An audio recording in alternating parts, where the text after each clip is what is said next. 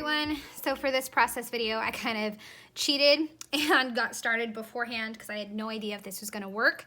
My idea, I had the, not challenge, what's the word I'm thinking of? I had the assignment, there you go, assignment from Coco Daisy to do a project with trees. And I knew that I was going to do something with my daughter in these trees. Like you've heard me mention, I am going to make more of an effort to document my kids. So this is going to be her opening page for December 2018. And I knew that I had these awesome photos of her. So when I got the tree assignment, I thought I could do something with the papers and make my own paper trees. So that's why I cheated. I wanted to see if this design was going to actually work. And I was kind of playing around with it. And I came up with just tree shapes that I free form hand cut, and I'm just gonna put them in the background, pop dot them, and then I noticed I may have a little gap right here, but there's a ton of awesome die cuts that I pulled out that I can use, and this one, and I have to find a journaling spot somewhere. I think I might use this one. Yeah, see, I pulled out a bunch just to see what my options were and to just, like I said, to see if this was actually gonna work. Otherwise, I was gonna go back to the drawing board. So let's get started on putting this one together and bringing it to life. I'm pretty excited to bring this one to life because I think my idea is gonna turn out pretty cool. So let's go. I'm gonna start with the easy part, which is just putting the photos on because I know exactly where the photos are gonna go. So that's the easy part. So I'm gonna do that first. And then I'm going to begin the big task of trying to get the triangles where I want them. Like I said earlier, I just freeform the triangles. I'm no geometry expert, but I think I used a lot of geometry in this layout and I tackled it. So I have this main photo of my daughter and I am going to surround it with some trees. I pulled out 3 pattern papers from the kits, 6x8 pattern papers, and I am just basically, I don't know what the word is, finagling? Let's use that word. That's a funny word. Finagling the papers to have a background that is not going to repeat the same patterned paper. There we go. Patterned paper too much. I want to layer the papers, like obviously, like I said a bunch of times, but I want to layer them so that way they're not crowding each other and they're not too much of the same pattern, if that makes sense. And I knew already that I was going to probably have a lot of gaps, so I'm not too terribly concerned with that. I will just use the die cuts.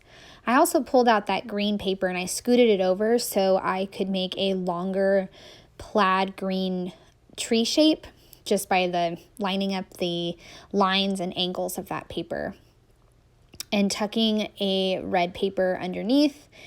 See there I go with the green plaid paper. I'm just kind of extending the line, and I also extended the tree for the holly paper. I think that's what it's called. And I already placed one die cut to cover up a little gap, and I'm just going to pop dot it. I'm also going to do a lot of finagling of the pop dots and die cuts. But in the end, it's going to turn out great. So it was fun to come up with this layout, the design, and just a different way to make trees. I also used this label to kind of do the overall journaling, which was just a little blurb.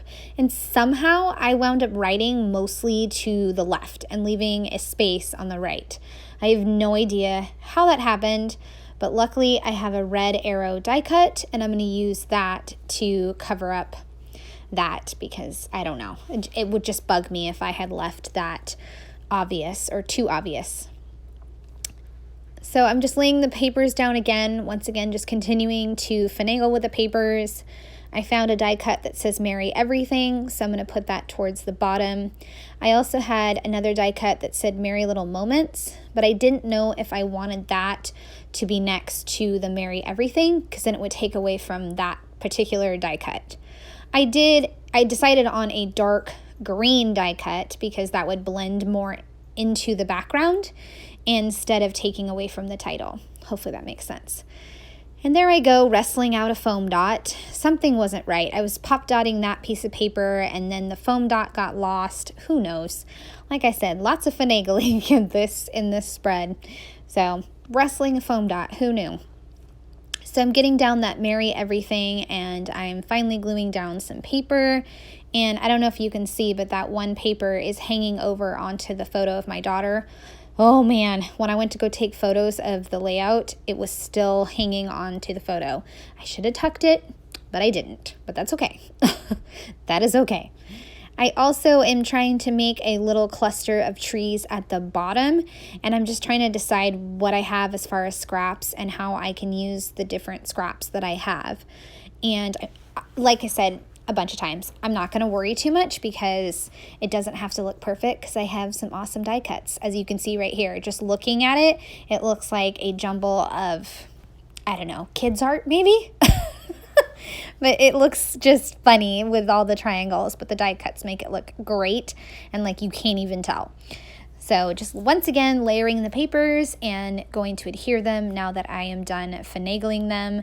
I'm also going to add the green plaid paper underneath and then cut that off. And I think later on, I don't know if I've done it yet, but I discovered that I need a microscopic piece of plaid paper. I think right there, I just put it in because it was like a gap.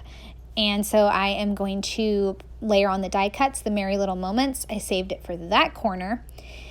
And then I wanted one last little touch of something that's a little bold. So I went to the classified items and I found these crepe paper stickers that are black. And I was like, oh, those are perfect. And I also pulled out 2 tiny circle black labels, and I'm going to add in those to balance out the black stickers. But I just loved those stickers because they gave me the perfect finishing touch.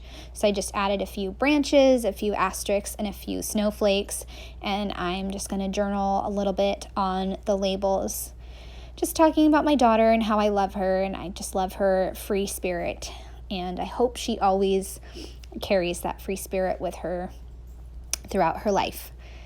So there we go.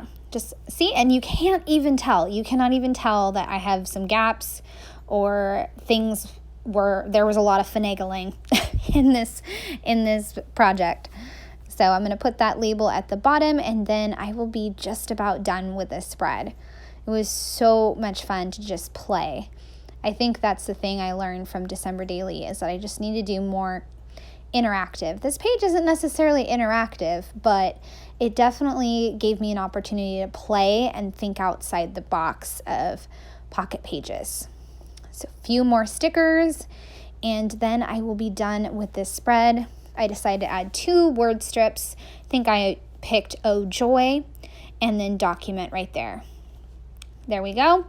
Should be done. I'm going to snip off the branch, and I'm going to add a branch to the bottom cluster of die cuts and then the top cluster of die cuts, and I'm done. I have wrapped up this page, just cleaning up my desk, and I'm sorry that I didn't scoot it up all the way so you could see it, but my project is done. I hope you enjoyed watching this process video. I would love a thumbs up or a subscribe if you're new to my channel. Thank you so much for watching. Bye.